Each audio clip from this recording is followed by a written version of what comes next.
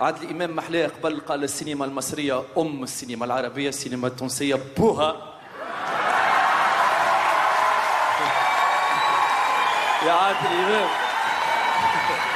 ومصر ونستعرف يا عادل إمام مصر أم الدنيا، تونس بوها.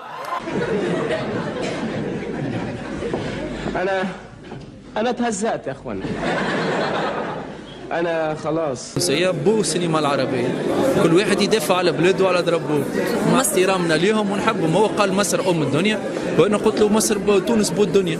إيش فيها عيب؟ خالصين معناتها؟ لا معناها بور ليكيليبر كهو خالصين. أيوة كهو يا غيان دو ميشون، بالعكس هو ضحك. مي الامباسادور ظهر الإقامة نتاعهم تنرفز، سفير مصر تنرفز، تعمل لنا أزمة معناها. لا ما الحقيقة علاش توجع كاسكي يا دو ميشون اني قلت تونس بو الدنيا. ويني القباحة ويني قلة الأحياء؟ وعليه هما يجيو بلادنا يقولوا مصر أم الدنيا أم الدنيا، وتونس شكون؟